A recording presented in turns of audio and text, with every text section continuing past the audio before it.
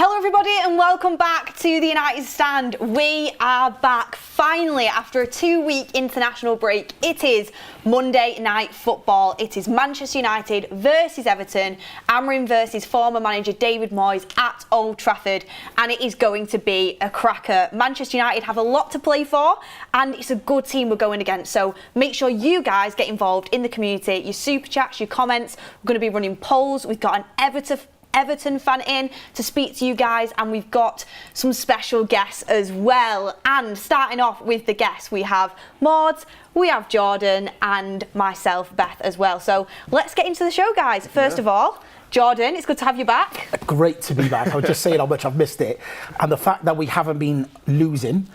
International break, just really excited. Monday night, full house at Old Trafford, feeling quietly confident. Yeah, You're very confident. I am very confident. Low key, but yeah. It's just the buzz of football being back. Not only is Jordan back, football's back. And I know football has been on the international break, and it's been a decent one, but the Premier League's back, Mordzs. It's not the same. We like to see Ireland come back in Scotland, McTominay overhead kick. It was a crazy, crazy 2 weeks, to be honest. Wales scored 7 goals. Guys, we can't let that slide. I think Bruno got a hat-trick, for Portugal. So it was a decent international break, but I don't know, the Premier League is just a different vibe, different energy. I can't remember the last time we even played on a Monday.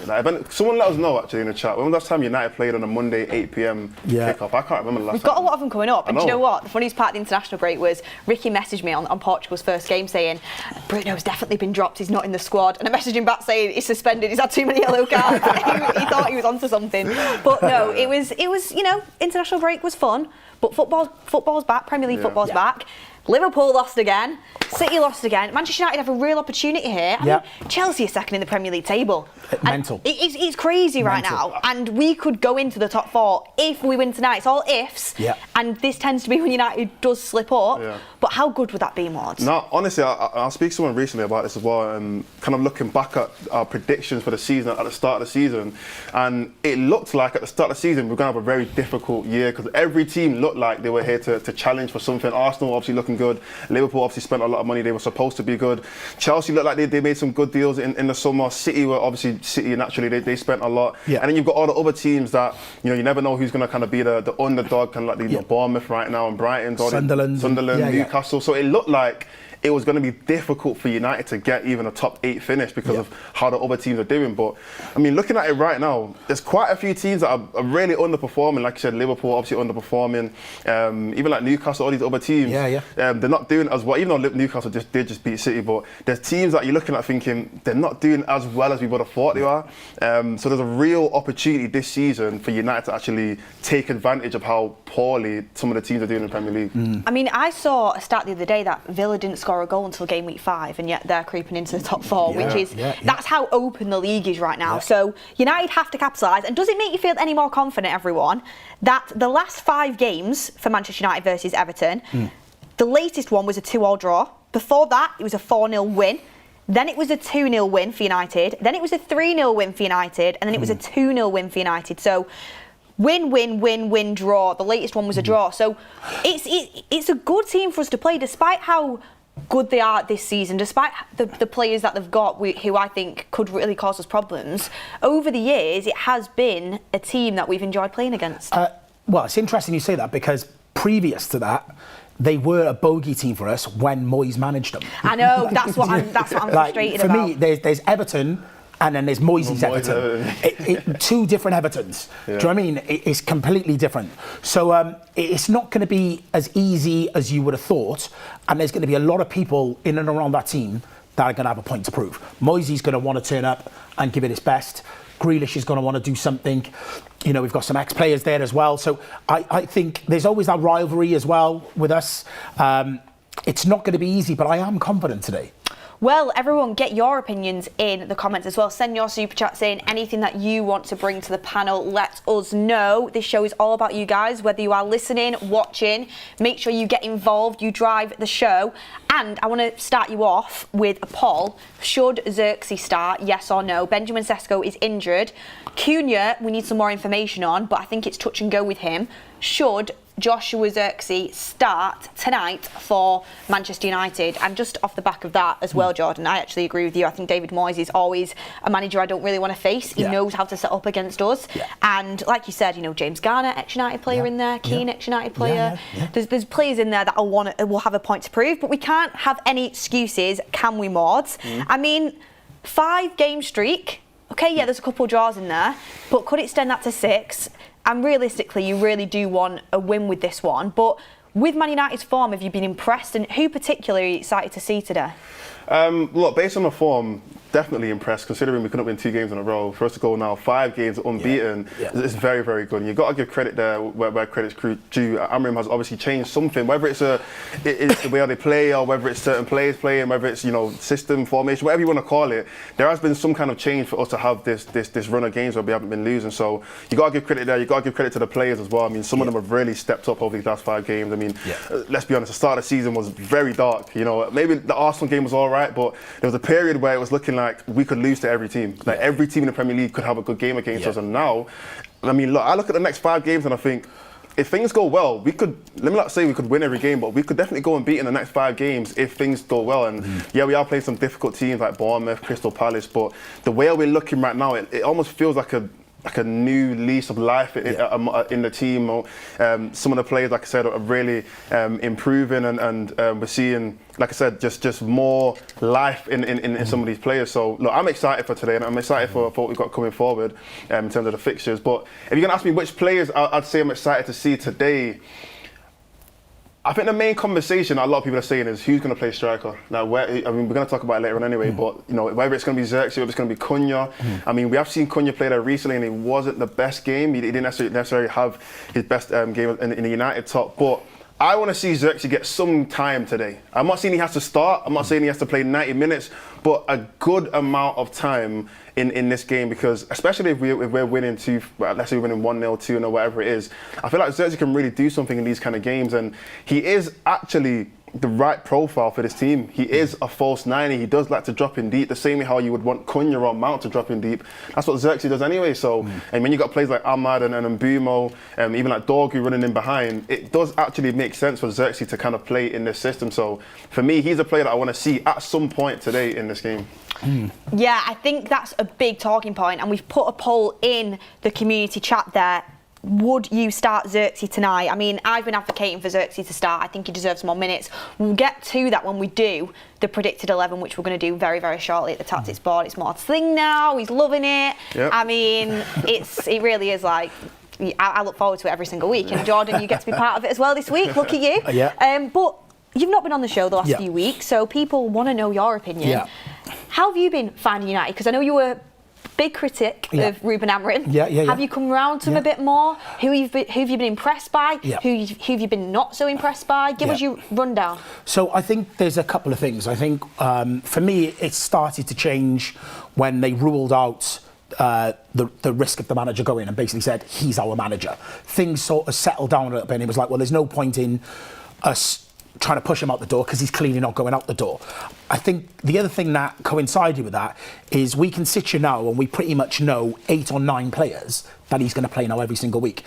Now, other times when I've been up and we've sat and we've looked at that board, it's literally been a Russian roulette, and we're sort of going, who's coming? I mean, we've seen some absolute shockers on the team sheet where we're all sat there like, didn't even know he was still at the club. So yeah, we can sort of name 8 or 9 players, which gives a level of consistency. It means the players then know, actually, I know I'm going to be playing this week, so they can play better. There's a better understanding between some of them. Also, I do feel like in terms of his formation, although he hasn't changed the formation, he has changed tactics within that formation. So he hasn't changed his vision and his philosophy, but he's adapted. So there definitely has been some movement. And I also feel like Mordzs was saying, the way the league's playing out, it's about who is going to be the most consistent out of a bunch of inconsistent teams. Like, there was a time we looked and we were 5th in the league, but we were on the same points as like 9th or something. Do you know what I mean? We've got an opportunity today to pick up 3 points at home and go outright 4th. And that then breeds confidence, and that's something that you sort of want to see. And I know what you say, we're going to talk about team selection later, but I'm going to say to you what I said to you about Mainu on the first game of the season. The manager does not fancy Zirkzee. He's had opportunities to play him when he has played Cunha out of position, or not necessarily out of position, but not in his favourite position, and he's chose not to. So do not be surprised today if he reverts the type and he puts someone else in the 10 and plays Cunha as a 9. I think there's certain players he fancies and there's other players he just doesn't fancy. And there was always going to be casualties of the system. It wasn't his signing, and I just feel like he's looked at it and gone, these are players I trust and I want to work with, and there's others that just doesn't fit the bill. And I feel like the lack of European football and just going out of the cup and whatnot has stifled those opportunities for players who he doesn't fancy to play their way into form and play their way into favour. Casemiro is a prime example.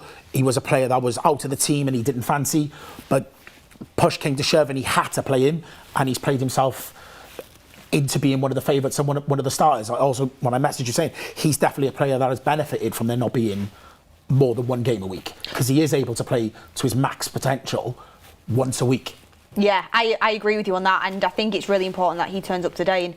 And I'm already now worried about when Casemiro has to be substituted, because if you saw Ruben Amorim's comments on Ugarte in the week, it didn't really seem too promising. He came out late last night and he said his words were, "We need to help him. He needs to be better in training. He needs to be better." Yeah. You've seen some good players come to this club and they struggle. He's struggling in this moment. That's not going to put much confidence in you as a player, that your manager.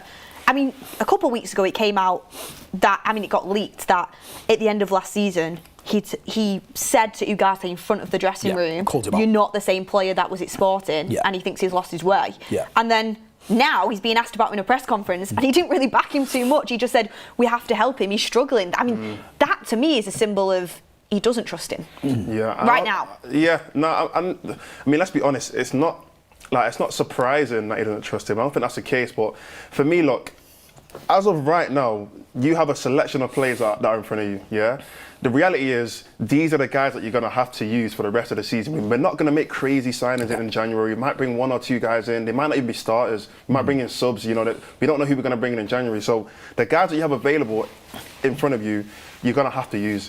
So you should be trying to get the best, possibly the best possible ability out of these players until the end of the season. At the end of the season, you can get rid of him. Who cares? It's your player, it's your team. You can do what you want. But as of right now, for the rest of the season, for the next 20, 30 games, you're going to have to be trying to get the absolute best out of these players. So for me, him doing all this with Ugarte, I don't see how this is going to get the best out of him. It kind of just feels like you've already given up and you're almost like kind of just throwing him into the deep end. If there's an opportunity to play 5-10 minutes, you go and play, do what you want. But I'm not trusting you. I'm not giving you no confidence, and I'm not trying to get the absolute best out of you. So to me, that doesn't really make sense. I thought it was I thought it was really. I don't know if it's a language thing, but I thought it was a really weird way to describe where Ugarte's at by saying we need to help him. Like, the last time I heard a manager talk about a player like that was actually Ten Hag talking about Sancho, when Sancho had inner issues. Maybe he's struggling because he gets a lot of criticism, a lot. Yeah, maybe. Some players can't take the how big the club is. Yeah, like the way you would have worded it would have been like, we just want him, maybe he needs to play himself into form, but the opportunities are limited. Like, there's a way to put that out there, but I just thought him saying that we need to help him, I don't know, it just seemed like it was maybe a bit deeper than just he's not in form. Well, we'll have to see what happens and see if he comes on today. I assume he won't start, but we'll go through the starting 11. There's a lot of people voting on that Zirkzee poll, and I think that's a big question. One of our viewers did say if Cunha is injured, Sesko's injured and he still can't start, then he needs to be going, because that really is no hope for him. We don't know if Cunha is going to be in the squad or not yet. As soon as we know, we will let you guys know as well, so we can discuss that. But we're going to go off that we are assuming he is available, because it was just a slight knock, so we'll see. We actually have a very special guest on the show later who might have more insight into that, so stay tuned. You will have seen him before. I'll give you that clue. Some of our super chats. Rocket Game says, honestly don't see Zirkzee as a bad player. He'd be good at 10. Just unfortunate the quality that's ahead of him, so he can't shine. I don't buy into this. He can only play 10. He can play both positions. He can play as a bit of a 9.5 as well. Jaden says, I think it's obvious what he will do. Mbumo up top, Mount and Ahmad as 10s, Dallo right wing back if Cunha is out. Interesting, Jaden.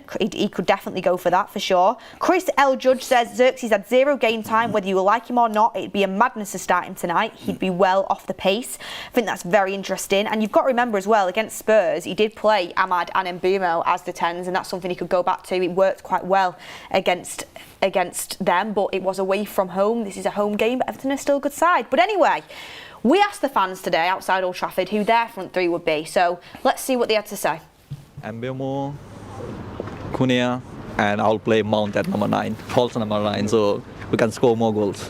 Cunha, Mbeumo, and Mason Mount. The same he said. Yeah. I'll take Cunha, Mbeumo, and Ahmad. Play Cunha up top, play Ahmad a bit higher, probably on the right, and then put Mbeumo on the left. Well, I have Mbeumo on the right, Cunha up top, and Ahmad on the left. Literally just what Kieran said there, the exact same. Yeah. Ahmad needs to play a bit higher, I think. Yeah. I think Bruno could maybe play up front. Peach, who else do you think is going to fit in? Yeah, I would like Ahmad as well, but maybe out on the right. Mm-hmm. Yeah, and then Cunha. Cunha maybe the top. Yeah. With Bruno just behind. Mbeumo, Cunha, Mount. I'll go the same, yeah. Mount, just because it's going to be a low block for Everton, so you need that creativity. Cunha, if he's fit, obviously, and Brian Mbeumo speaks for himself. Like, he's best player apart from Bruno since Fergie. Like, so. Do you agree with that one? I do, yeah. Love that, guys. I do, yeah. Is there any update on Cunha? There's been rumours. 50-50. Let's say he's fit. If he's fit, I'll think Cunha on top. I'll think Mount and Brian. Gonna take it. Same as? Yes, same. Cunha, Mbeumo, and Ahmad. So I'd have Ahmad and Mbeumo on the left and the right, and then I'd have Cunha starting where Sesko normally starts, and then obviously midfield and whatnot I'd have the usual like Bruno Fernandes, and maybe him and Ugarte, or maybe him and Casemiro, and then defenders I would have like Maguire if he's playing, Matheus de Ligt, and then Euro. What about Zirkzee, guys? Does he not deserve a chance? Of course, he deserves a chance, but Amorim doesn't pick him, so He's proven himself. I mean, kind of what he's been doing recently. He's proven he can do it, but he's not getting his picks. Yeah, I like Zirkzee, but I think Amorim prefers Mount over him. But I would actually love to see Zirkzee play because his ball control is beautiful. I'd like to bring him on. I like Big Zirkzee. I like Big Zirkzee, but Zirkzee's got the he hasn't had enough game time. He hasn't had enough game time recently, so that's my reason for that. Zirkzee's got the silk, like he's silky moves, so get him on. If Cunha is injured, I think we can see Zirkzee today. But not starting if Cunha is starting. But I don't think he'll start if Cunha is ready. Oh yeah, needs to be back. 2, 1. All right, so look, that was some fans talking about what they think their best front three is. So we're going to go through our whole team, and we usually try and get it right. We've got it right once this season. One time, it was just me and Beth that time. I don't think Ricky was here. So let's see if we can do that again. So we're going to try and see what we think Ruben Amorim is going to do. So look, the first 2 players I'm going to put in a team, because I feel like these are kind of just givens already. Seny Lamins and De Ligt. I mean, Jordan, I'm going to come to you. I mean, what are your opinions on those 2 players? Are they showing for you as well? Right, so, yeah, first of all, De Ligt for me has been my favourite player of the season. First name on the team sheet, potential future captain, absolute man mountain, buzzing that he's back in the Dutch team, very well deserved. And then let's talk about having a competent goalkeeper and how much difference that's made. Listen, you know my issues with that. It is what it is. He said he wants to come back, by the way. He wants to. I'm sure he does. I'm sure he does want to come back. Did you see that tweet that was like, "Is this how like a girl feels when like a man just won't stop pestering her when she's in the court?" Like it's just having a keeper that can catch a cross, like, we don't ask for a lot. Do you know what I mean? Like, he claims the ball from a corner, bare minimum, and we're jumping around like in basics. So yeah, for me, first 2 names on the team sheet, you've cracked it. Yeah.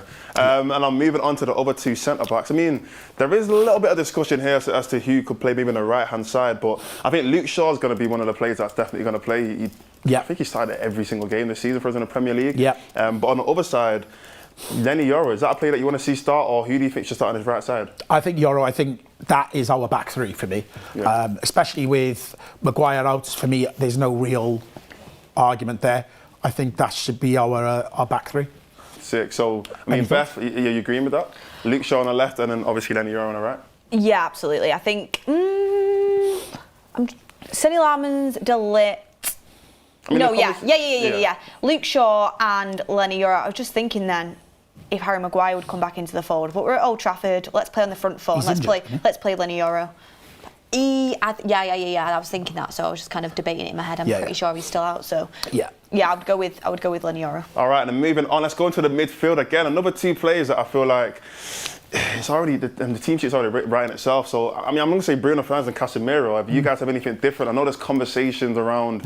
We just spoke about Ugarte, we spoke about Maine before in the past. I mean, Jordan, you touch on that. Do you know what? It's weird, isn't it? Because at the beginning of the season, you looked at Casemiro and Bruno and thought that's basically the Dick and Dob of central midfielders. There was no synergy that you thought this could possibly work. You've got a 5 times Champions League winner with no legs, and you've got Bruno with no discipline. But somehow they just seem to have forged a partnership which doesn't get exposed as much as I thought it was going to. It seems to work. I mean, there are a lot of teams in the Premier League that you look at their central midfielders and you think we're gonna struggle against. But I feel like what complements them is having a settled back 3 behind, and Luke Shaw being able to go in there and support him. And Yoro's pace as well has compensated for their lack of pace and discipline at times. But yeah, for me, that is the central midfielder that he'll pick today. 100%. I mean, I agree. I think it's going to be this. And to be fair, Casemiro, we spoke about before about how important he's been in this team, and how, sometimes when he comes off the pitch, we kind of capitulate a little bit. And you rarely ever see Bruno come off, but mainly Casemiro, I feel like he's been super important in that midfield. So the next player I want to kind of touch on is, I want to get the obvious ones out of the way. So I'm going to go for Bryan Mbeumo next. I mean, Jordan, again, you've not been here, you've not really got to speak about him a lot. I mean, literally, the last game you was here was the Arsenal game. Arsenal game, yeah. And I don't think he scored a goal in that game. So, I mean, for you, what's been the biggest difference that you feel like Bryan Mbeumo has brought to the team? Do you know what? He is a classy footballer and just a classy character, isn't he? You're going to get 8, 9 out of 10 every single game from him. And what I like is he is our outlet now. When we're picking the ball up, we look for him. And I love the relationship that he's formed with Ahmad down that side. There's certain teams where those 2 players just absolutely cook the fullbacks, and you can see that they're bamboozling defenders because they can't handle the overlap, and there just seems to be an understanding. And I actually think it was, I can't remember what game it was. It wasn't the Arsenal game because Ahmad didn't start, and I remember there was uproar in the studio. It might be the 2nd or 3rd game where there were certain passes that Bruno would make for Ahmad, and Ahmad just wasn't there, and it was quite dysfunctional. But they've definitely played themselves into a relationship now where this borderline telepathic. They know where each other's are. And yeah, he's brilliant. And for me, if it wasn't for the fact that our defence was so ropey last year, and De Ligt has stepped up so much, and Bruno would be my player of the season, but he's definitely been my signing of the season. Sick. I love that. I mean, I 100% agree. I mean, Beth, touching quickly on Mbeumo, and then we'll probably move on to some of the other conversations. I mean, what's your opinion on Mbeumo as well, and how impactful do you think it's going to be in the next month or so when, the drastic, let me not say like, because AFCON's a good competition, but he's going to have to go away and play for his country. I'm really gutted that he does have to leave. I understand why he does, respect to AFCON, and I hope he does well. But selfishly, from a Manchester United point of view, he's our best player. I do think to myself, where would we be this season without him? We're scoring way more goals this season than we were last season. We're still conceding quite a few. And I think to myself, is the reason we're scoring more goals because we've got better players? Bryan Mbeumo, for me, is one of the best attackers in the league.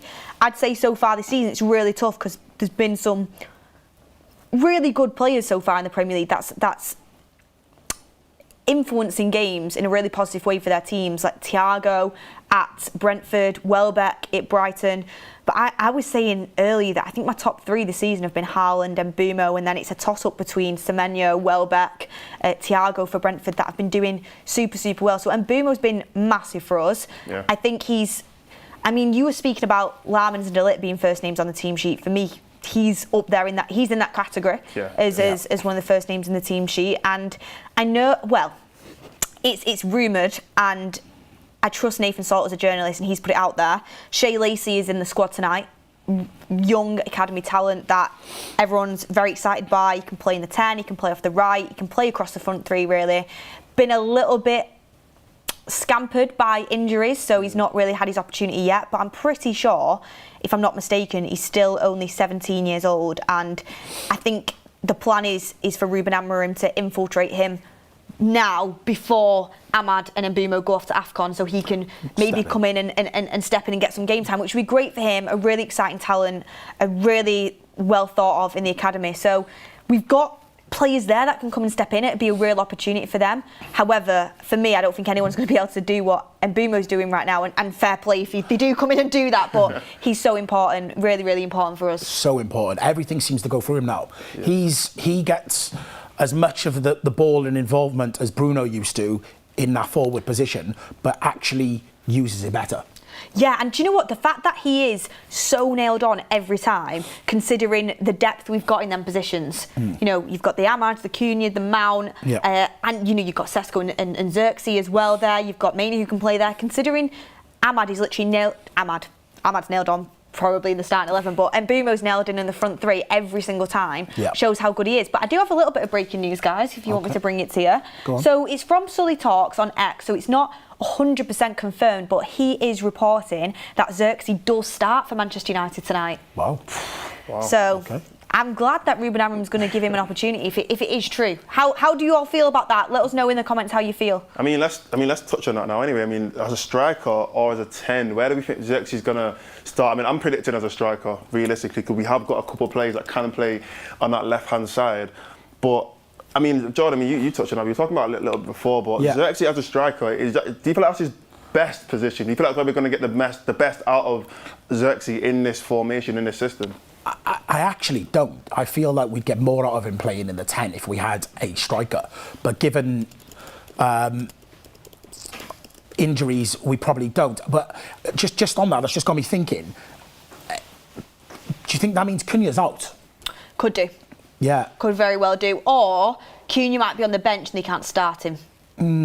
But then if you're on the bench, you should be able to play, really, shouldn't you? Yeah. Well, given the fact that Cunha's played more football than Zirkzee has recently, you would have thought if only one of them, you can get 45, 60 minutes out of a player, you would have started Cunha. So it is interesting to see how the rest slots into place. But yeah, that would suggest to me that maybe Cunha is this knock that we've heard about means he's not available.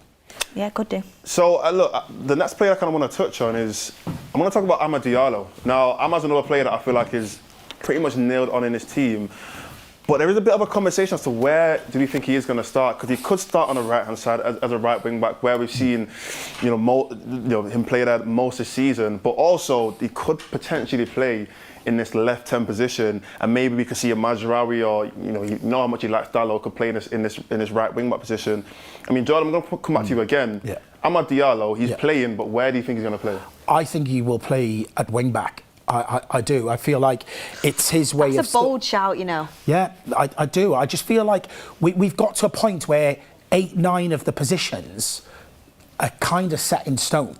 And I feel like if he's forced to make changes in other positions he doesn't need to change, he's not going to change. I feel like that's what we've sort of learned from him. There is a method in his madness. So I feel like if he's forced to make changes with Zirkzee up top, Cunha maybe not being available, is he then going to play another player out of position or not in this formation? I'm not so sure. I mean, Beth, I'm going to ask you this question. What would you say is a better wing-back pairing? Amad and Dorgu or Diallo and Mazraoui? Depends on the game. Today's game. I'm gonna be so straight up with Ndiaye and Grealish. I'd probably go with Diallo and Mazraoui. And that's negative of me. I feel like Thomas Frank. At home. I feel like Thomas Frank. At home. No, that's Beth ball. I'm not having that. No, not at home. I'm just conscious that their attackers are very, very good. And to be fair, Dorgu defensively is pretty decent. Can I change it up? Can I have? I don't know. Can I have Dorgu and Mazraoui? Dorgu and left, Mazraoui right. And then and I'd have Ahmad in there. I'd probably have. But me personally, I'm locking in now. I'd have Ahmad and Mbeumo in the 10s. Yeah. Zirkzee up front, and then I'd have Mazraoui and Dorgu as the wing backs. Okay, cool. That's what I'd do. What do you think about that, Jordan? Say that again. Yeah. I'd have a front three. I'd have Zirkzee up front. Yeah. I'd have Mbeumo and Ahmad, but I'd have Mbeumo off the left and Ahmad off the right. Right. This is Ahmad on the right and Mbeumo on the left. Yeah. Okay, cool. Like it was against Spurs. Yeah. I'd have Zirkzee up front, and I'd have Mazraoui off the right wing back, and I'd have Dorgu left wing back. That's how I'd line up. So you wouldn't play Mount? I'd want to, but I think with Zirkzee dropping in, it'd be a really good opportunity for Ahmad and Mbeumo running off that. Personally. It's a debate. Okay. Interesting. Yeah. It's interesting actually because on our Instagram, United Stand TV, we have run a poll on start Mount or Zirkzee, and it was 46% Zirkzee, 54% Mount. So people are warming up to Mount, and he did end up getting the nod on that one. For Dalot versus Dorgu, it was 87% for Dorgu, which is just crazy. Dalot's just really not in favour, is he? I think the thing that's killing us right now is we don't know if Cunha's fit. Yeah. And it's whether he's going to play Zirkzee and Mount together, because he does clearly really like Mason Mount as well. It's difficult to call it. Yeah. So, I don't know if we're going to get it right today. Yeah, well, let's try and put these last two, let's say three positions. We're doing what we think he's going to do. What we think he's going to do. Beth, what do you think he's going to do? What do I think he's going to do? It's a Spurs game as well, because I think it's important, because he did play Ahmad in the 10 position in that game. I'm going to say I think he's going to play Ahmad in the 10. I think he's going to play Mazraoui and Dorgu as the wing backs. Okay. Yeah. That's what I think he'll do. But he does love Mason Mount. No, I don't agree with it, but we'll go with you. You're the guest. What do you think he's going to do, by the way? I'll put you under the bus. I think Mount will start. Okay. I think Mount will start. My guess is if Zirkzee's starting, Cunha's not available, so Mount will be in the other 10. And then on the left side, Dorgu or Dorgu, yeah. Yeah. And we've got some super chats in from the community. They're having their say. Robert McCormack says their wingers are going to have joy today. That's why I'm worried about Robert. Danielle says rumour is Leach is in the squad. You will see him getting do you see him getting any type of minutes? We'll talk about that in a bit. Yeah. Daniel Thompson says, hope you're well. Big game tonight. Let's go. Thank you very much for all your super chats. Keep getting them in. Team news is out in just under 15 minutes. Really excited to see what it is. Mordzs, the question is, I know you're up there with the pen and listening to me and Jordan, but what do you think? What I think Amorim's going to do. Yeah. What I think Amorim's going to do is, it is tough, I'll be honest, it is tough, especially now that we know Zirkzee's in the team. I mean, that's kind of what's throwing everyone off a little bit, because we're thinking, okay, if he's there, then who else is going to be surrounding him? I think Dorgu will play. I don't see him starting Dalot. I think that's a player that I don't think will play. No, neither. It's tough. I'm going to lie, I slightly agree with this, if I'm being honest. I can see Ahmad going back to right wing back.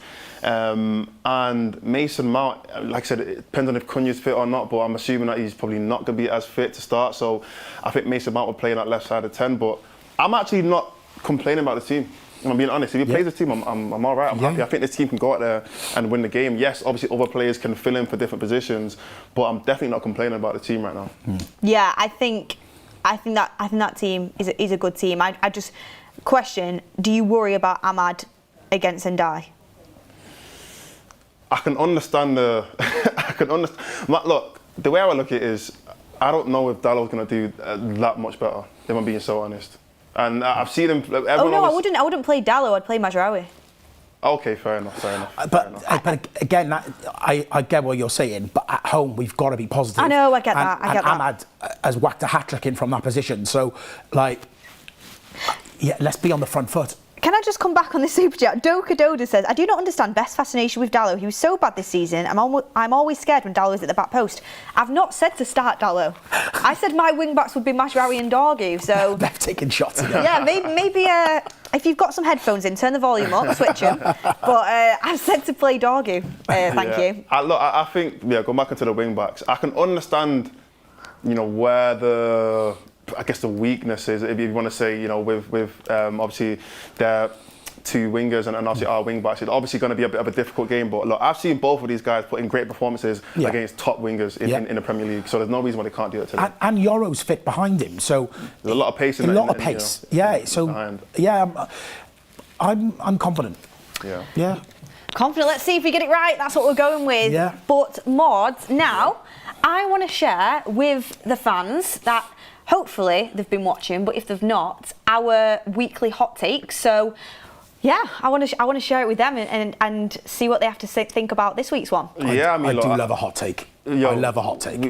We have some really good hot takes on the show, so make sure you guys are checking out our hot take videos every Tuesday. But look, this week my favourite hot take is the next hot take, and this is a good one because it's a big debate at the moment, and it is that Casemiro is Manchester United's most crucial player at this moment in time. We've conceded 5 goals with him on the pitch and then 13 or so with him off the pitch, and that's not a close number. That's a pretty big. Coincidence. It's a big difference, and I think it is probably in his in his favour to say that he makes a huge impact in that midfield, whereas compared to an Ugarte or let's say when a Mainu comes on, the amount of impact that Casemiro has is probably like 10 times the amount that the other players have that when they come on the pitch.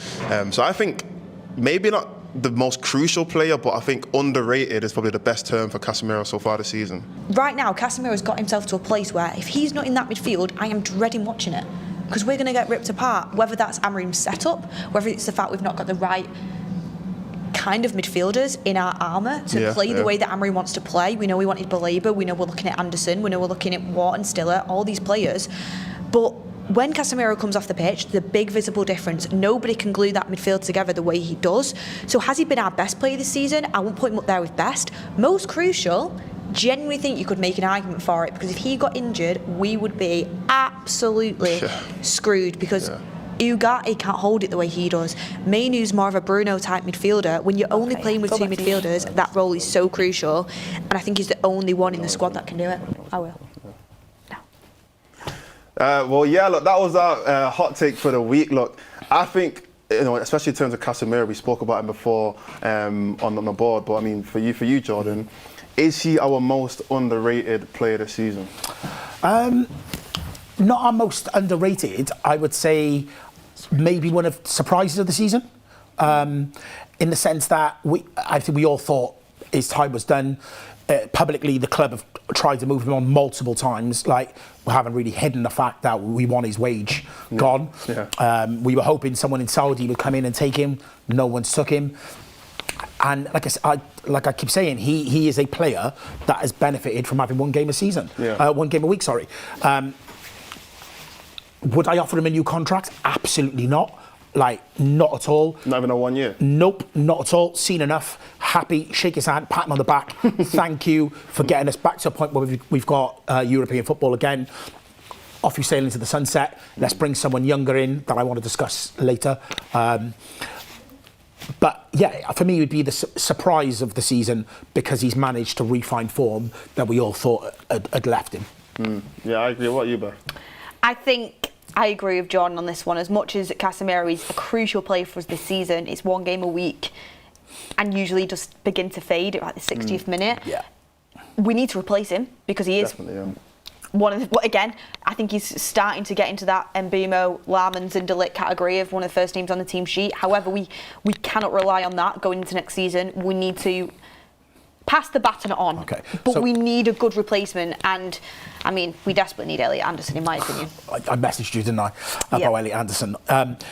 So what I'm going to say about that, just to play devil's advocate, he is one of the first names on the team sheet, but that is out of the fact that we don't have many of options in there. So I think we have to put him into different categories. Yeah, he's playing well, but they're not like balling out. Like, I watched Elliot Anderson the other day And what a baller. Like, we need to do whatever it takes to get him. Against Liverpool, Elliot Anderson's game by numbers, 88% pass accuracy, 55 total touches, 8 passes into the final third, 6 ball recoveries, 3 tackles attempted, 3 tackles won, 2 chances created, 2 clearances, 2 blocks, 2 shots, ran the show, dominated Liverpool's midfield, dominated Anfield. Yep.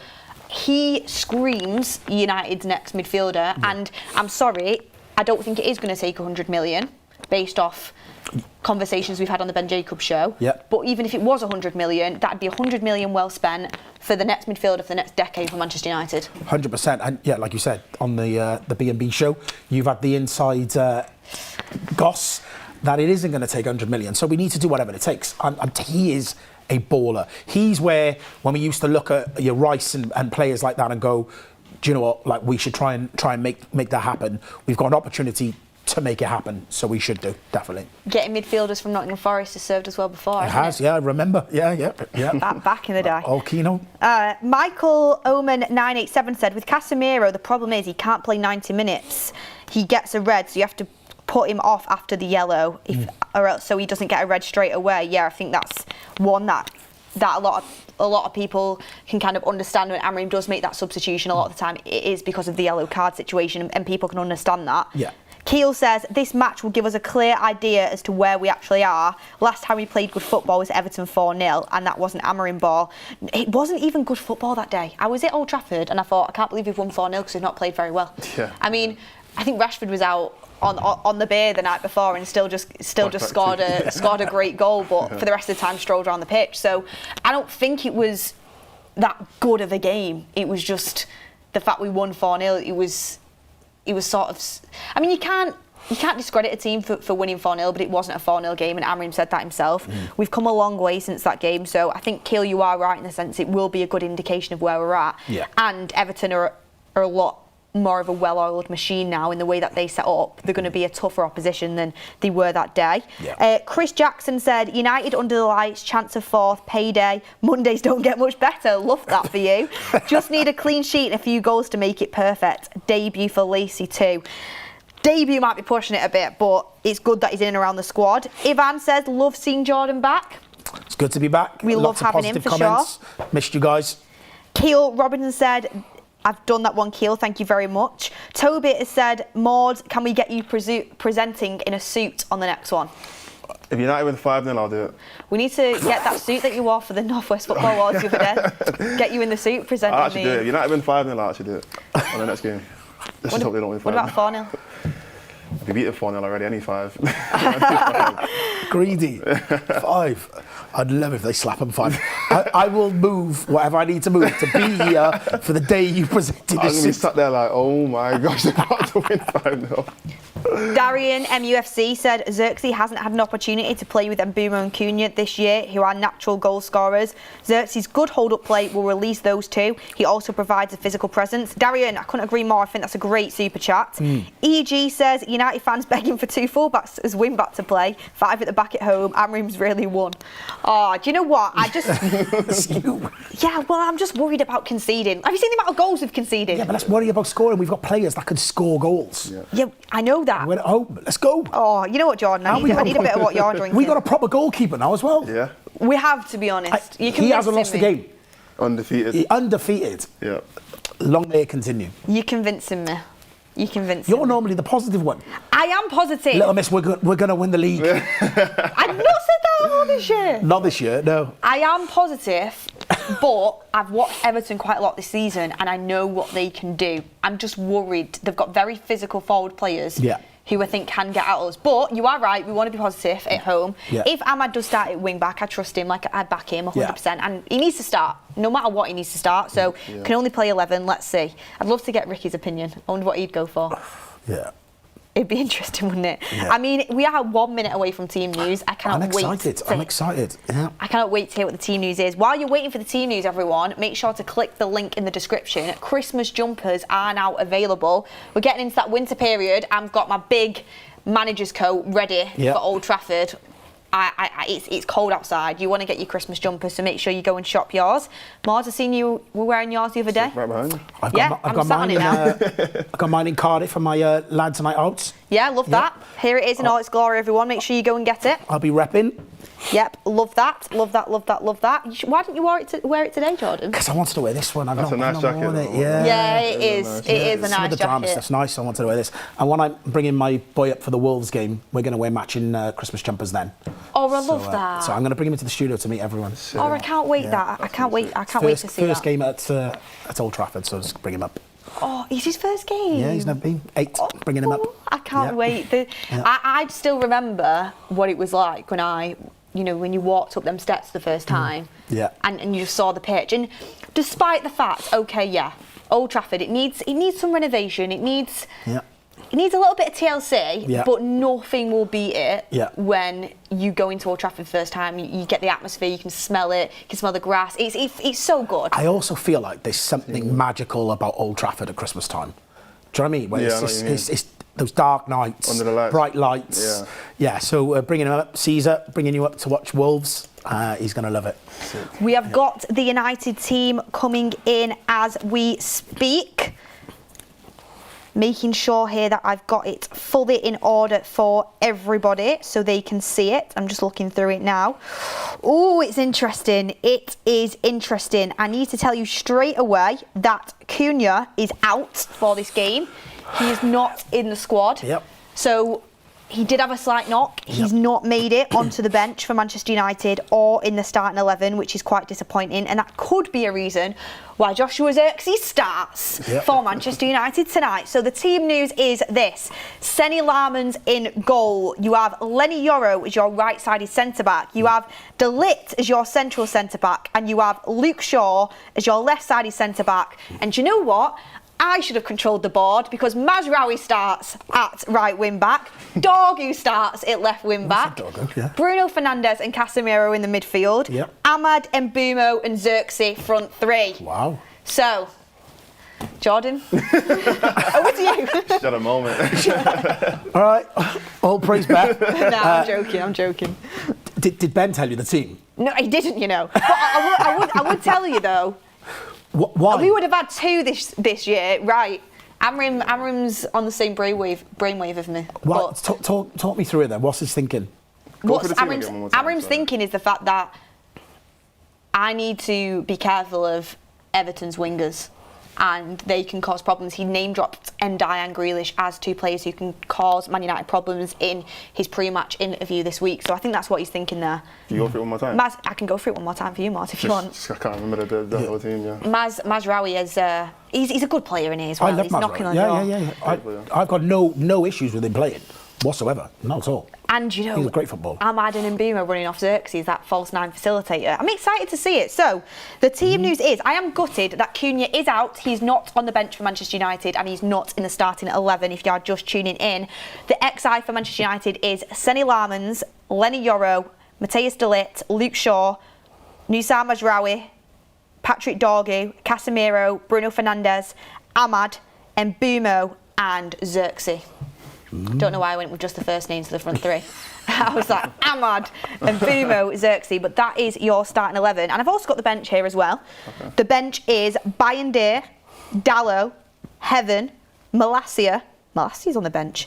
Martinez is back on the bench. Kobbie Mainoo makes the bench after being out injured for the last game.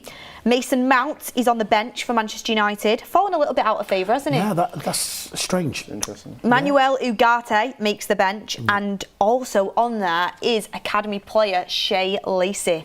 He has made the bench for Manchester United tonight. And just to confirm there, he's 18 years of age. Knew he's either 17 or 18, but 18 on the bench for United. Probably would have come sooner if it wasn't for injuries. Let's hope he can stay fit and come in clutch when important players are going to head off to AFCON. 2 of them 3 of them maybe in our starting 11 tonight. Mazraoui, Ahmad and Mbeumo. So it is going to be a loss for us and we need players to be able to step in. So have we managed to delay that? We were talking about delaying it, wasn't we? We've not had any clarity on that yet. Right, okay. Amorim said if the countries want them there's nothing much we can do, but we'll see. We've got to respect AFCON. So I understood Amorim's point of view on that, but I'm sure if it was completely up to him, he'd probably want them for as long as possible. If it was Fergie wouldn't sign them. Yeah. Fergie will send them when he wants to send them. Interesting. But just on a different note, with Martinez on the bench and having obviously a youth player on the bench, imagine the roar if either of those get on the pitch today. Oh, I know. Special moments. Special moment. At Old Trafford as well. You're winning. Yeah. Things you love to see. That's what makes this club great. Cold winter's night on a Monday. Yeah. Get on the pitch. 3 or 4 0 up, 5 0 up. Mordzs can wear his suit. And be class. Currangle says, who will score first for United? Who do you think will score first for United? Fernandes, okay. Yeah, Fernandes. Yeah. Class of 99 says, yes, not an anti-football team. Zirkzee, love to see it. Zirkzee, love it. I'm backing Zirkzee so much today, you know. I want him to do well. And do you know what? It's a real opportunity for him. It's a massive opportunity for him. And what it'll also do is put pressure on Cunha, because I feel Cunha's performances have been quite hit and miss. We were saying before we went live, against Liverpool, man-mountain, and you were like, there is no way you could ever drop this guy with the performance he put in against Liverpool. But then there's some other games where he just kind of drifts in and out. We definitely need competition for places, and I really thought that Mount was going to be the one that was going to push Cunha. But like we just said, that he seems to have dropped out of favour slightly. It will be interesting. Yeah, it will be. It will be for sure. And like you said, Cunha's kind of been hit and miss. He's had a fantastic game at Anfield. Yeah. Absolutely. What a performance. Brilliant man of the match and really kind of kicked United into gear. But then he's also had some moments where I think honestly he's maybe trying a bit too hard. And I know if that's even possible. Trying to do things himself maybe a bit too much. But hopefully he's back and fit ASAP. I know it was just a little knock. He's probably just treating him with a bit of caution. But it'd be interesting to see how our Everton fan feels surrounding the absence of Cunha, whether he thinks that's beneficial or not. So I'll pass it over to Mordzs, who is joined by someone very special. Let Mordzs introduce him. Yeah, I mean, somebody you might even recognise him a little bit. He went viral. So, I mean, look, actually, this is Finn. If you don't know what we're talking about, so the iconic video of Ricky where he's having a hyper, I don't know what it's called, but... Yeah, like he's shaking loads, didn't he? When we beat, it was a Liverpool game, right? Yeah. So Finn, that was Finn's first day at United stand, so everyone show some love to Finn in the chat. He is an Everton fan, as you can see with his top, so it made sense to get him on the show for today. Now what we're going to do today is we're going to go through the Everton team quickly and have a few little debates as to where we think the best matchups are going to be for this Everton team and obviously the United team. So, I mean, look, let's just go through them and go through the starting 11 for you guys. So goalkeeper. There's only going to be one man. It's Jordan Pickford in goal. Just give him a quick JP. England's best keeper. Every season, I feel like an English keeper will always come into the fold, and it will be a bit like he'll be on form, and it's will he displace Pickford? We've seen it with Dean Henderson, seen it with James Trafford, we've even seen it with Nick Pope, and every time Jordan Pickford beats them out because he is England's best keeper by an absolute landslide. Landslide. He's landslide, absolute landslide. And I love Jordan Pickford, keeps us in so many games, makes so many big saves, and I just feel like a lot of times players will go one-on-one, and I feel like when a striker goes one-on-one, you're usually thinking goal. With Jordan Pickford in goal, I always think there's a slight chance he might save it. So Jordan Pickford in goal was never going to be in doubt. He's brilliant, one of the best keepers in the Premier League. Well, strong words, fair enough. Better than Sonny Lemons. Yeah. We'll leave that debate for now. But I mean, look, based on the formation, I was thinking you guys normally play. Yeah, it's not a free back out there. It'll be more of it's a 4-2-3-1. So I think we'll kind of treat it as in like we'll go. This is the back four, you know what I mean, and then we'll go 3 midfielders, 3 forwards. Well, you know what we can do to make it a little bit interesting. We can do like a little bit of a combined 11. Yeah, I like that. Seeing as it's in the United formation. Yeah. Now let's go with the back 3. I mean, you touch on who you think will be in your combined 11 for United and obviously Everton. Well, we've notoriously had a good defence. I mean, it's kind of gone a bit downhill since Sean Dyche has left, because obviously Sean Dyche is very much defence first. But as we've started to try and become a bit more of an attacking team, we've kind of abandoned that defensive stability, if you would. But I still think we've got a solid defence. We've got a fair few injuries at the moment. One big one in Jared Brantford, who obviously I know United were after for a very long time. You're not having him. I'm all right. I've got my players now. But no, I still think we've got a good defence. But I like De Ligt for you lot, and I think he'd probably get into that combined 11, and I'd probably take another one of your centre back. Who else? We've got Lenny Yoro, we've got Luke Shaw. Lenny Yoro, Luke Shaw. Maguire. Yeah, I like Maguire. Maguire, I'm quite happy he's out. Obviously, you never wish injury on a player, but I'm quite happy he's out because he always has a fantastic game against us. But I'd probably take Yoro and De Ligt. And then keep Michael. I'd keep Michael Keane. I do. Yeah. I mean, he's a United player for us. I don't mind an ex-player being in the team. I love Michael Keane. I do. I absolutely love him. And it's quite funny this season because last season it was Branthwaite and Tarkowski. But this season it's been Keane and Tarkowski, and you'd think, oh, well, Tarkowski's used to start and he'll obviously be the better player. Michael Keane's been the better player. I've actually been really frustrated with Tarkowski this season at times, but Michael Keane's brilliant. So if we were going for a combined back three, I'd go De Ligt, Keane, Yolo. Yeah, go on. We can put that in the team. So we'll D. Yep, and then Euro. LY. Yep. Sick. All right, let's move on to the rest of the team. In the midfield, obviously, you know, we have Bruno Fernandes and Casemiro. Yep. I mean, touching your midfielders, you've got Dewsbury Hall, you've got Guy, you've got these players. So who are you going to put in there? Well, I mean, I think for starters, just get Bruno Fernandes in there. You know what I mean? Just get out of the way. Yeah, let's just get out of the way. I mean, you know, he's a fantastic player, Fernandes, and he loves to goal against Everton. So he has to go in there. Our midfield's all right, to be fair. We've got Idrissa Gay still going strong at 36. He's brilliant for us. He's aged like fine wine. Just wins the ball back so much, which I hope you'll see out there today. But he's so good for us in these games where we go away to big six teams, because obviously we kind of expect to be under the cosh quite a lot, and we're not expected to go away at grounds like Old Trafford, Anfield, Etihad and dominate the game. So a player like Idrissa Gay is brilliant. Just get the ball back, give us possession, and kind of hopefully get us forward on the counter attack. Dewsbury Hall's been great for us this season. You know, Mordzs really likes him, and he's mostly started for us in kind of like that 10 position. We've also got James Garner, former United player. He's been really good for us this season, although he has got a tendency to go missing in games like this. He's usually better against the worst opposition. In games like this, he does go missing a little bit, but I've quite liked your midfield pair in the season of Bruno Fernandes and Casemiro. My Everton bias wants to get one of our midfielders. You know what? I might let you put Jimmy Garner in. Yeah, just about go on. Because he's an ex-United player. Yeah, so why not? I'll tell you what, we'll get him in there just for a bit of Everton representation. But I have liked Casemiro this season, and I think, you know, I mean, Carragher obviously said the thing about him where it's like, leave the football before the football leaves you. The football's left him. I don't think the football has left him. I think he's been very good this season, complimented Bruno Fernandes very well. But James Garner's a good player. Yeah, good player. I mean, I wouldn't mind him at United right now. We could probably use another midfielder in there as well. So look, moving on to the rest of the team. Let's go wing backs. Now you obviously don't play with wing backs, but we obviously, I mean, looking at our starting 11, we've got who was our two wing backs again? I forgot. It was Mazraoui and Dorgu. Yeah.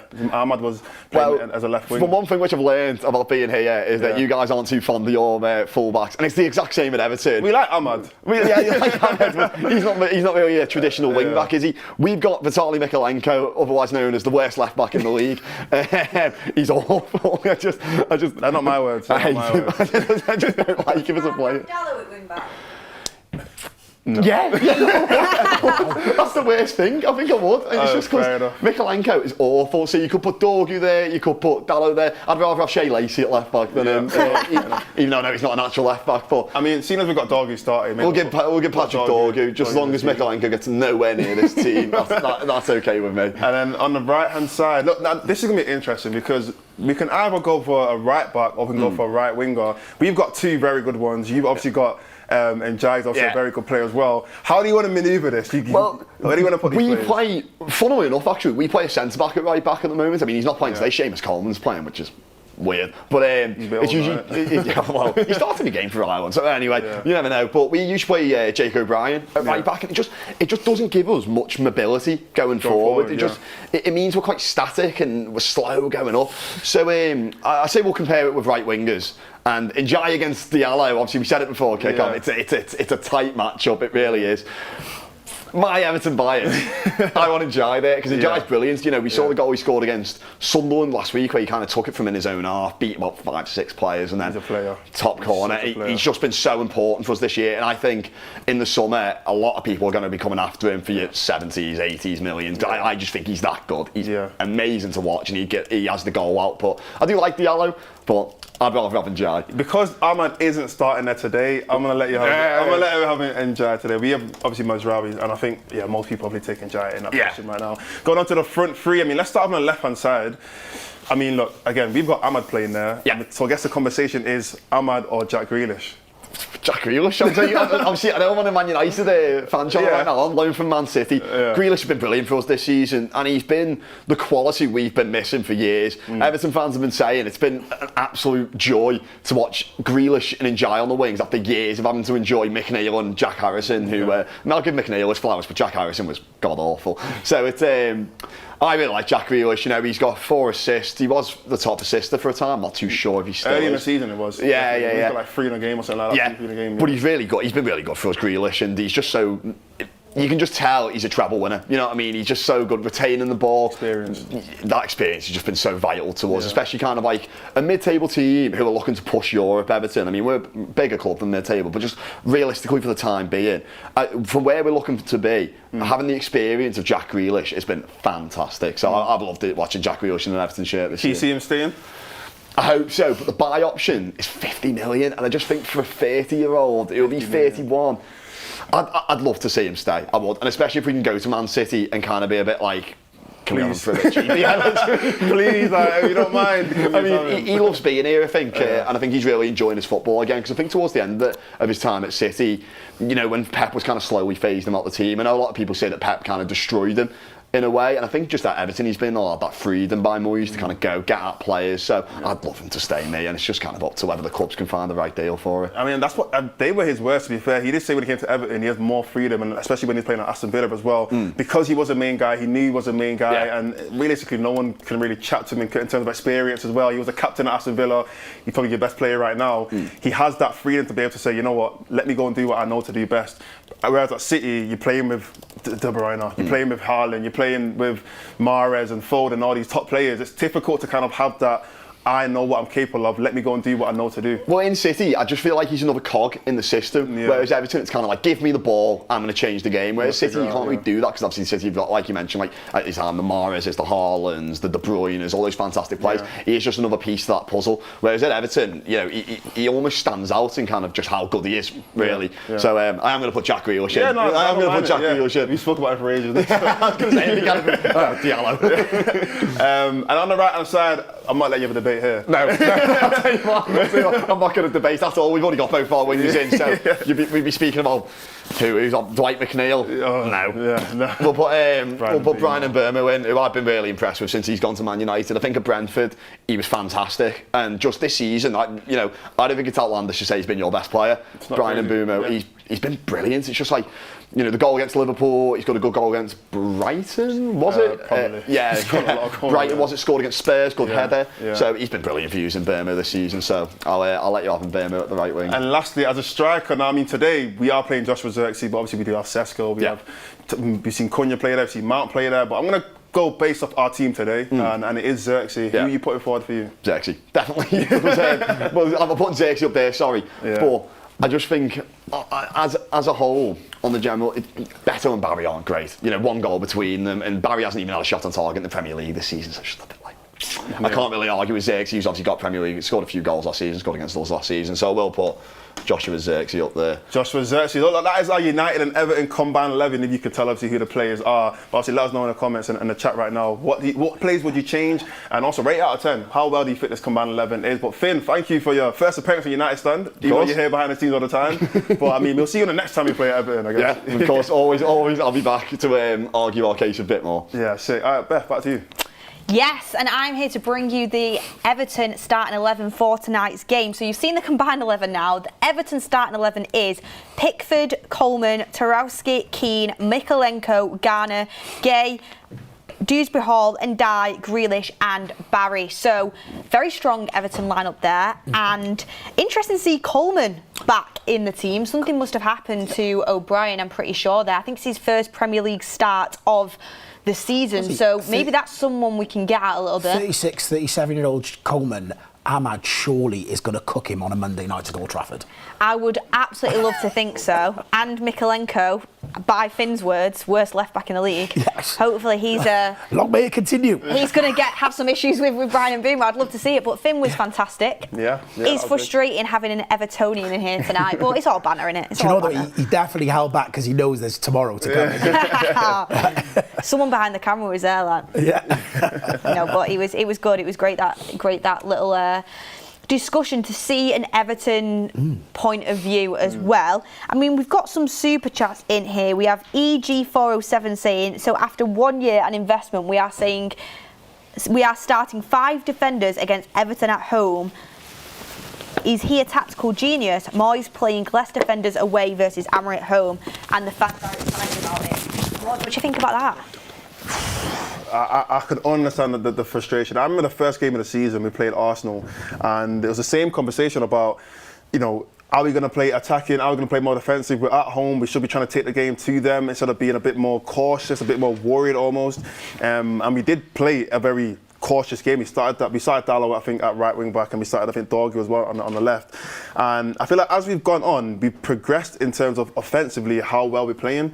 And I think we should kind of keep that momentum. I don't see the problem with our more attacking, I guess, wing backs when we play in difficult oppositions. I've seen Ahmad play against top wingers and have a good game. It's not like he's getting ripped every single time. It's not like he's clearly a weak link. I don't see it like that, in my opinion. So I think playing against Everton, yes, we spoke about it already, and Jai, Grealish, top wingers in the Premier League. But I think if it was the case and Ahmad did play as a right wing back, I don't think that would be much of a, I guess, liability or weakness in the team.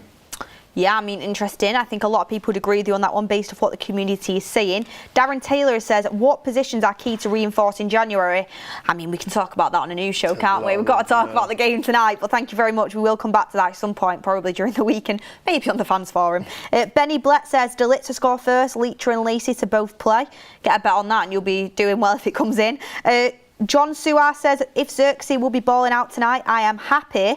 Devils of Manchester, welcome to the United Stand Members Club. Slow Sports News says, I'm glad to see that Dorgu gets the start over Dalot. He did great for Denmark and it's certainly paid off. Yeah, the manager has been watching and he's rewarding him. Plus, Dalot, I'm sorry, he's been poor when he's played this season, so Amorim is giving him some deserved time on the bench.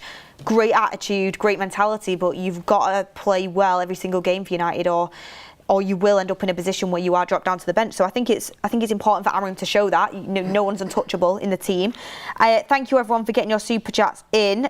Cornell says, off topic, but Max Kilman for West Ham is trash. Very off topic, but thank you for your super chat. Every little helps, as they say. But guys, we have got a very special guest joining us now on the countdown to kick-off. You may have seen him before on the United Stand, but he's travelled up from London tonight to be with us and watch Manchester United at Old Trafford face Everton. We have Sam C back on the show. Sam, it's great to have you back in the studio. It's good to be back. Thank you for having me. It's been a long time. Last season is the last time I was on here. Yeah. But yeah, it's good to be back. Buzzing to be with you guys. Let's get into it. Yeah, I can't wait. I mean, have you been keeping well? I have. Have you been enjoying United this season? Getting a bit better now? Yeah, I mean, none of us enjoyed United at the beginning of this season, but 5 unbeaten now, chance to make it 6, get in the top 4. It's hard not to feel good going into today's game. Like, at the beginning of the season, it was hard to feel good. Now it's hard not to feel good. Yeah. So I'm excited. Got us any transfer exclusives to give us? United looking at Anderson, people want to know. No, nothing yet. Nothing concrete on transfers yet. I reckon maybe beginning of December, middle of November as we head into January. But I give it to you guys and you can tell the United Stand followers what's going on. I think Greg just nearly face planted on the floor just behind the cameras here. Our producer just running back in and nearly face planted. Bless it. I hope you're all right, Greg. I've just seen him kind of stumble into the gallery. Second time he's done that today, by the way. He did it when Second time. He's just so excited you're back. He's trying to rush back in to see what's going on. But I was asked, what's your opinion on this team? Because we've not really been able to talk about your kind of preferences in terms of like plays that you prefer. So, I mean, based on the team today, is there anything that you would change? Obviously, we have some injuries, but in general, what do you think you change? Yeah, I mean, I was listening to the Joshua Zirkzee debate earlier, and I'm a bit on the fence, to be honest, about Joshua Zirkzee, just because it's the same kind of thing when you're talking about bringing in an academy player, in the sense that Joshua Zirkzee hasn't really been on the pitch in forever for Manchester United, so he's going to have game rust, right? Because he hasn't played. And if he hasn't played, he's not going to be up to the standard that the rest of the team who have been playing are. So he's going to be a bit slower, so I think we need to, you know, set those expectations that Zirkzee isn't going to be a 10 out of 10 today. I hope I'm proved wrong, but we need to set those expectations because he hasn't been on the pitch. And it's hard when you haven't been on the pitch to come back onto the pitch straight away and basically be Ronaldo. It's not going to happen, right? But I am excited to see what he can do with Sesko out, with Cunha out, and a January transfer window coming. If he wants to stay, he needs to perform, but equally, if he wants to make a move in January, he also has to perform and show those potential buyers, this is what I can do, come and get me, basically. Go on. I think he's going to ball out. Yeah, I was going to Put say, it out there. I think, look, I think in terms of like, I completely agree with what you're saying though, about that game rust that a lot of our players are going to have. But I almost think that like starting a game might be a little bit easier in terms of the fact that when you come in at like 60, 70 minutes, the game's already at full flow, everyone's legs are warm already, you know, the opposition, they've already warmed up into the game. It's a bit more difficult to just come in like 2/3 away into the game and just get up to scratch with what's already going on. Whereas when you start, you can warm into the game a little bit more, you can make a few more mistakes, you've got the whole game to go. It might be a little bit easier for him to kind of get his feet wet and actually have a good game. So I think it might actually be better for him today to actually start, and then maybe, yes, he might come off for whoever else on the bench. I can't remember who else on the bench. He could start and play as a striker, but it might actually be a bit better for him to start today's game, so then he can get into the game a bit more and be able to warm himself up. But I do have another question though. He did speak about January. Is Zirkzee a player that you want to see go? Because I don't want to see him go. I don't want to see him go. I don't think he's actually had the chance to perform and show us what he can do. He's not been here for the longest time, but he's not been here for a short time, right? So he's had chances and he hasn't taken them, right? Second season. And I wouldn't say, yes, I want Joshua Zirkzee to go. If I'm talking from a player perspective, for him, he's not going to be first choice. He's probably not going to be second choice either off the bench.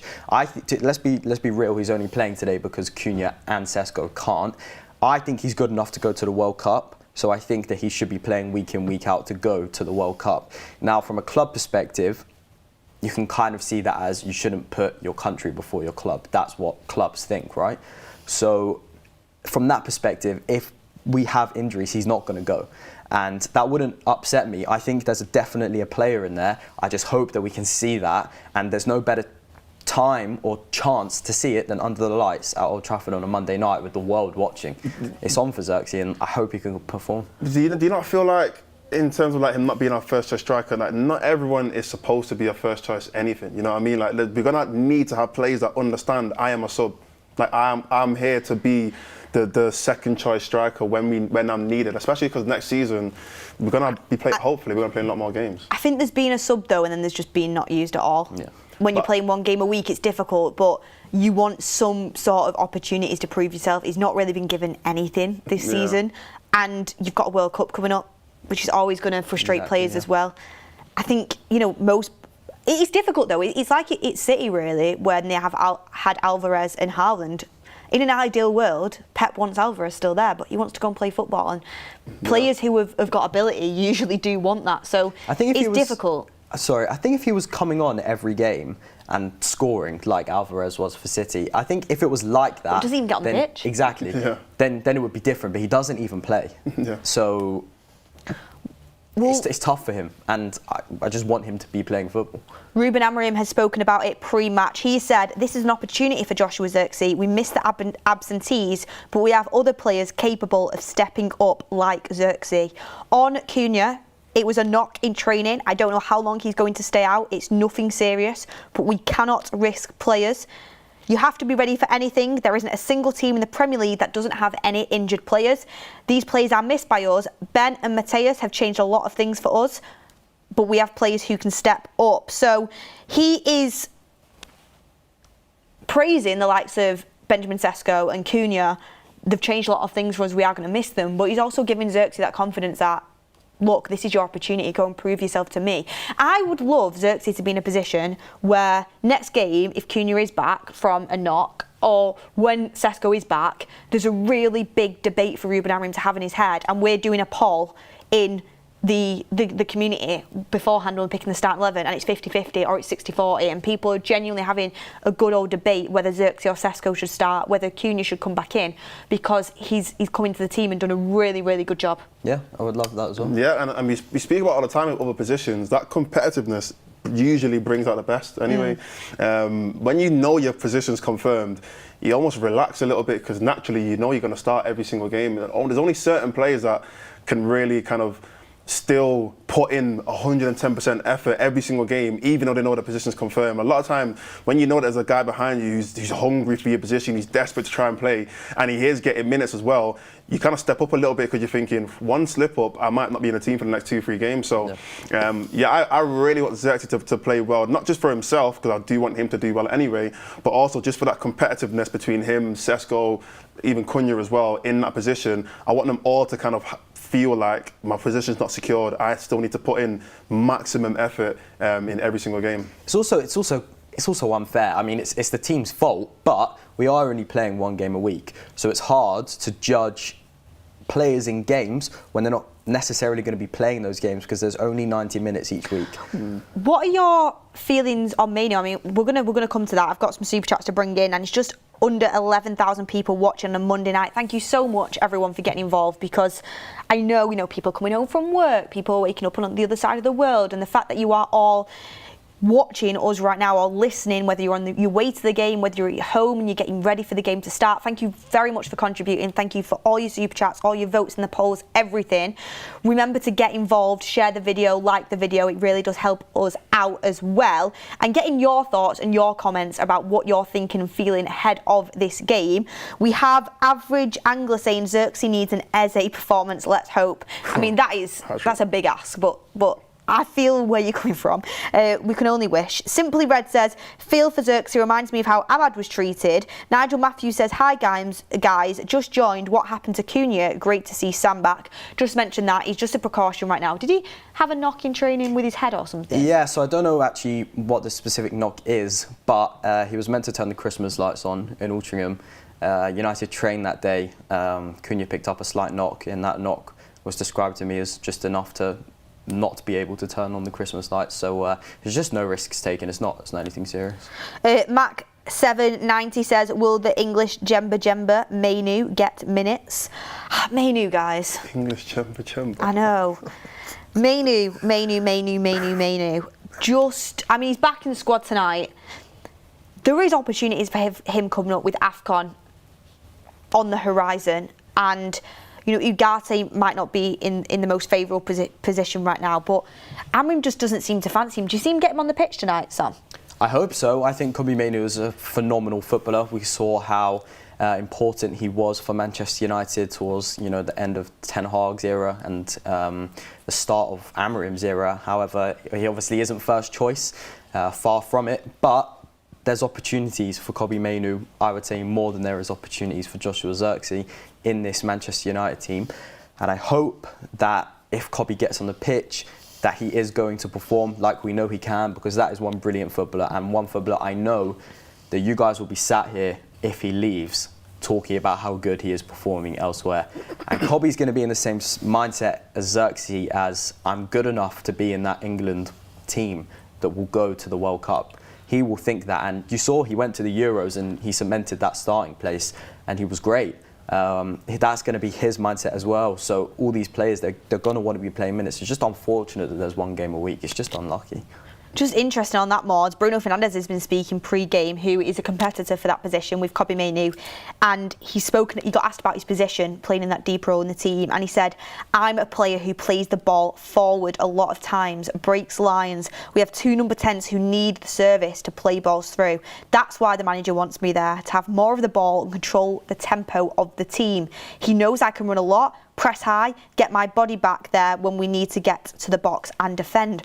What do you make of that, really? Because he's basically saying that Amorim wants him to control the tempo of the team.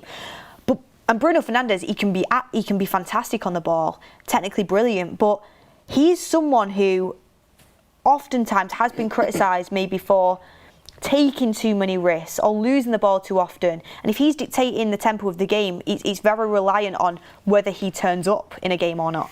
Yeah, if I'm being honest, that's not Bruno's best attribute. I don't look at Bruno as a kind of player that, you know, slows the game down when we need to or keeps things ticking here and there. That's not. If anything, that's more Casemiro's role in terms of just keeping the ball moving. Like I said, dictating the tempo. Bruno's more of a, you know, when we need something to happen, who's the most likely to make that thing happen? It's Bruno Fernandes. He's going to get the ball and he's going to create something. So that's more Bruno's role compared to what he's describing. But look, I still think it's interesting based on like what Bruno's future is going to look like at United, because I always look at, like, let's say next season, we spoke about Man Utd, and you know, whether or not he's going to stay in January or whether or not he's going to stay next season. I think Bruno might be looking at it as well, thinking if they're going to bring in a starting midfielder who can play in my position, let's say we're going to bring in two, and a big offer comes in, I can see Bruno looking at Amorim thinking, are you going to take it? Because if he doesn't take it, if Amorim doesn't, or let's say both of them, they both don't agree to take that offer, Bruno's position could be in jeopardy as well. And we might go and end up playing, let's say we get Elliot Anderson or we get, you know, one of the other many players that we're linked to. I don't think Bruno's position is fully confirmed next season as well. And look, I'm a big fan of Bruno. I think, you know, I want to win a Premier League with Bruno Fernandes in the team. I think he's the one player in this team that I think, you know, if anyone deserves to lift the Prem, it's Bruno Fernandes right now. But I'm still a bit 50-50 on how Bruno Fernandes' future is going to look as a United player. I mean, I can get where you're coming from with that, and I think a lot of people share the same feelings about Bruno Fernandes and, you know, what his future is at Manchester United. I think he's going to be such an important player for us this season, and I actually have a feeling he's going to have a really good game tonight. I don't know why. I have a feeling he's going to be on the score sheet. This is a Bruno kind of game. I have a feeling he's going to smash it there. Fernandes goal. Yeah. I think he's going to be great tonight. But the conversation for the future is an interesting one. I think if Manchester United get Champions League, he'll stay. I think he'll still be a United player next season if we get Champions League. Why would you walk away from United when you're back playing in the Champions League? I don't think he would. Whether some of the fans would want him to do that, I think the club, if Bruno says I want to stay, wouldn't push him out. I think he'd still be here. You think if they got the same offer, they wouldn't say yes? If Bruno said I want to stay, I don't think so. Fair enough. I mean, I don't know. That's just my opinion. I just look at it as though, like, I feel like Ineos are ruthless. Like, I don't think they've got favourites and they're looking at Bruno thinking, I like Bruno, so I'm going to keep him. I think the only person they look at and say that is Amorim. Because the only guy that they're looking at thinking, it don't matter what Amorim does, they're going to keep him for at least another year, 2 years. But with Bruno Fernandes, I genuinely feel like if a big offer like the last one, I think it was 100 million, 120 million, something like that, Saudi come and they say, look, we're going to bring in a top midfielder, and if you go, we can go and bring in another top midfielder. I can see Ineos saying yes to it and saying, look, we're saying yes. I guess it's down to you now if you want to say yes or no. Yeah, I mean, that was the situation in the summer, wasn't it? United were prepared to sanction that move to Saudi. Yeah. Bruno had something like 700,000 on the table a week, and he turned it down to play one game a week. You can't doubt his love for Manchester. That's crazy, by the way. Turning down that amount of money. That's absolutely insane. And do you know what? You can criticise Bruno for maybe sometimes being a little bit ill-disciplined, for sometimes giving the ball away a bit, but the amount he gives you on the pitch and his commitment to this club is just second to none. I mean, turning down 700 grand a week to play one game a week at United and help that transition, I've got to be honest, you've just got to completely respect the guy, and everything he gives for the club is fantastic. So I hope he has a good game today, and let's see what happens. But it's good to kind of have both sides of the coin there. You think Ineos going to be ruthless? And I think Ineos don't have favourites like that. I don't think they're looking at him thinking, oh, like how Sir Jim always says he's a United fan, and that I don't think Sir Jim's a United fan like how we're United fans. Like, we would probably be like, or me anyway, I'd be like, nah, Bruno will stay. But for him, as the owner or part owner, or whatever you want to call it, I think he's more looking at it from a business point of view, and he's going to think, if we can but if we can let Bruno Fernandes go, we can get a huge influx of cash. And we're also forgetting, Bruno, 700k a week's a lot, but he's also on 300k a week anyway. So it's not like he's broke. You're like Bruno's broke, innit? Yeah. So they might be thinking, 300k a week, that's like 16 mil a year. They're also saving that much money. They might look at it from a business point of view and think, yeah, it might make more sense to let Bruno go now than wait till next year, and then all of a sudden you're getting half the amount of money for him. Yeah, we'll have to wait and see on that one. What I will say is, as good as Bruno is, we need to absolutely add additions to that midfield and make that midfield better next season. So it's going to be a tough call. Whoever makes the decision, whether it's Bruno, whether it's the club, it's going to be a tough call. But let's see how he performs tonight. And you know what? We're going to come back to our players to watch because we need to get yours as well, Sam.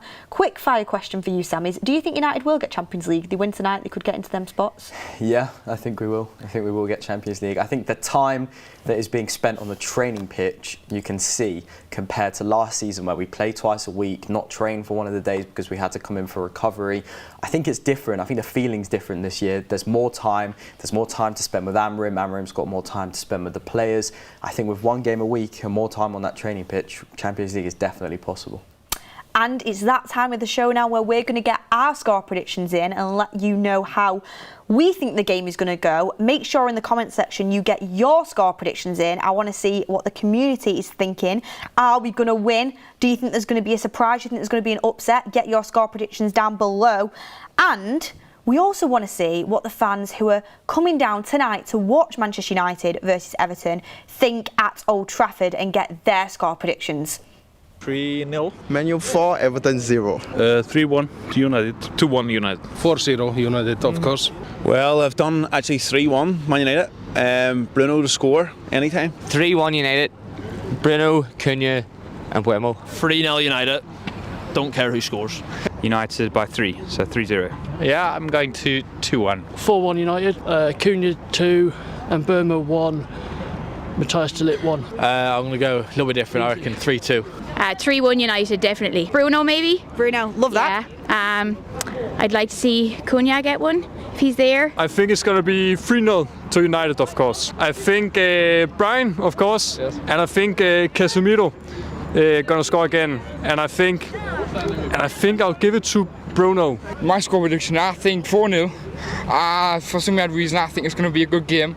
I think we're going to be winning 3-0, and he might bring Shea Lacey on because I know he's been included amongst them. So I think he may bring Shea Lacey on, and Shea Lacey might score. 2-0. 2-0, bit more reserved. 3-1, I think. My prediction is also 3-1. I hope Mbemo will score 1. 3-0, and Mbemo as well is going to score the goal for sure for United. Well, I don't think there was a single non-Manchester United win in there. You love to see it. And you also love to see how many people are travelling down to come to Old Trafford to experience match day, match night. And yeah, a lot of excited Man United fans coming back off the international break. Mordzs, your score prediction? I'm gonna say 2-0. I'm gonna say 2-0. I want 3 though. I don't want 5. I want 3. But yeah, I think 2-0. For goal scorers, it's tough. I think I did say Bruno at one point for one of the socials clip. I said Bruno to score because naturally it's just a Bruno kind of game. Even if it's a penalty or something like that, I can see Bruno scoring. But I also like just seeing random players score. Like the Ligt scoring the other day was amazing. I love that. Ahmad's crazy goal, the Nottingham Forest goal, I like that as well. So I'm gonna give. Come on, let's get Zirkzee a goal today. Let's get Zirkzee a goal. We have to. Love it, Sam. I'm going to say 3-1 United win. I think Ahmad's going to score, and I think Mbeumo might get 2. And Bruno's going to get 2. Yeah, back a little brace today. Love that from feel you. it in my bones. I'm going to go with a 2-1 United win. I'm going to go with Mbeumo and Bruno for United. I went with it before. Love to see Zirkzee get a goal, but I think he'll be assisting. Okay. Then I'm thinking Ahmad now, he's playing in a forward position. Don't want to get carried away. I'd love to see that 5-0 and get Mordzs in that suit, you know, for the next show. Out, literally. I might go to the stage, walk into the pitch. But I think for me. I also want to see a clean sheet though as well. I feel like Sonny Lamans, he deserves a clean sheet, you know, and it's been a minute. But he's always so let down. Yeah, he's always let down. He's always so unnecessary. We never concede when it's necessary. We're always just like winning, and then we're like, yeah, fine, may as well just concede for a bit of fun. Switch off for 5 minutes. Like, what's the point? He's so unlucky. Yeah. But do you know what? Unbeaten with Sonny Lamans in goal. Still unbeaten when he went and debuted for his country as well. Yeah, he did. He is shining. I mean, just on that, Sam, quickly, before we do our players to watch, who has been your favourite signing for United this season? Ooh, that's a good one. I mean, for me, it's between Cunha and Mbeumo. I really like Cunha. I really, really like him. I think that he kind of doesn't get enough credit that he deserves just because he's not scoring week in, week out, and Mbeumo's scoring more than him. I think that there's a secret to Cunha that many people aren't actually seeing, where he is constantly on the ball, constantly involved. He might not be scoring, but we don't actually know, is the instruction to score, is the instruction to assist? Because if the instruction's to assist, he's doing a pretty good job at it. But for me, I would probably say Mbeumo is my signing. I think it's that's going everyone's way at the moment. And do you know what?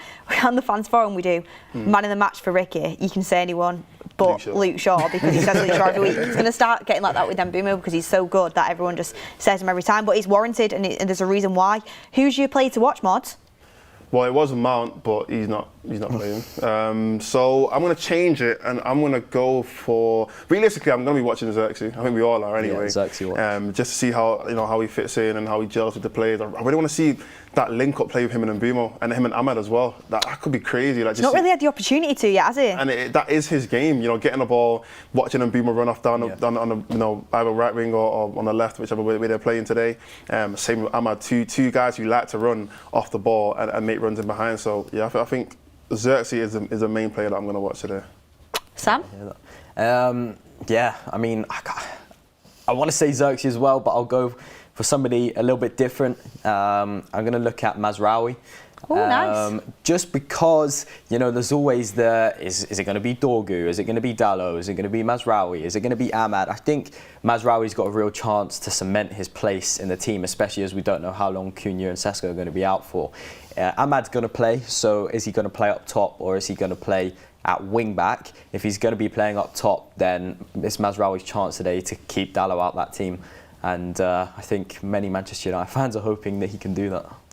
Yeah, I mean, it'll be interesting to see how they link up, Ahmad, Mbeumo and Zirkzee. My player to watch was going to be Cunha, but he is out, so I cannot go with him. It's unfortunate. I mean, we need to stop naming our players to watch before the show starts because we're cursing them all. Mount's not in the 11. Cunha's not playing. My player to watch now, because you've gone with Joshua Zirkzee, I am going to go with Patrick Dorgu, because I feel as if in the international break he really kind of showed what he was about for Denmark, and he's been so hit and miss for United. Sometimes you watch him, you think, you know what, yeah, we've got a bit of a player here, and then sometimes it's just not good enough for what you'd want from him, especially when you've got Ahmad on the other side, doing what he's doing. So today I think it's going to be a really tough game for him. He's against a good winger on the opposite side, but also you're at Old Trafford, you want to get forward a bit, and you've got players to link up with there. I want to see a bit from Dorgu today, and I'm excited to watch him. It's funny, isn't it? Because when you're on this show, a lot of times if you criticise a player, everyone just says you don't like them, but I want every United player to do well. So let's hope Dorgu does well today. One other player though, he's not starting, but Martinez. To be really interesting if he gets a few minutes today. Yeah. I hope we're winning if we're winning by 3 and it's like the 85th minute, I'd love to see Shea Lacey just get 2 minutes. That's it. That's all he needs, 2 minutes. Yeah. And Martinez to come back as well. Just to get a little run around. Yeah, just have a little run around. Don't get injured and just enjoy yourself. Applaud the Stretford end. Easy win. Good day. Monday night. Could hope for nothing better, really, couldn't you? Well, there's a lot to look forward to in tonight's game. I have a feeling it's going to be a good one. Watch it be a 0-0 barfest now. But I do have a feeling it's going to be a good one, and I can't wait to get myself to Old Trafford. You going to Old Trafford, Sam? Yeah. Can't wait for it. And hopefully Manchester United can produce under the lights. We've got so many things to look forward to, not just with the starting 11, but off the bench as well. You've got Shea Lacey, you've got Kobbie Mainoo, you've got Lisandro Martinez back in the matchday squad. We are very, very excited. And of course, Mordzs is back. So let's see what he's got in store for us. Thank you everybody for getting involved. Everyone in the live comments, everybody in the Instagram polls over on our Instagram, the United Stand TV, and of course, all the guests that we've had on today. Jordan, great to have him back in the studio. Such good insight and great to hear his opinions. Can't wait to have him back on the fans forum later. Stay tuned for that.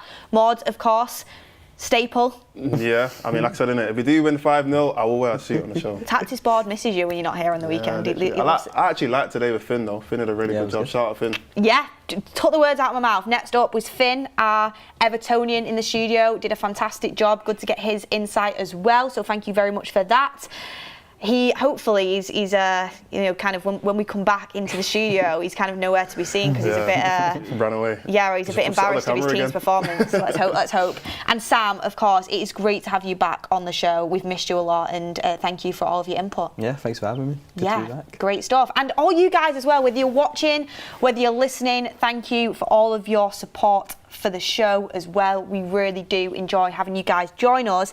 And the only thing left to do now is to tell you to infiltrate Goldbridge's watch along chat, because he is now live with Come On Zirkzee. Let's see what Zirkzee's about. Come On Zirkzee. And finally, Mordzs, I'll come to you. What else does it have to be? Come on, United! Thank you everyone for watching.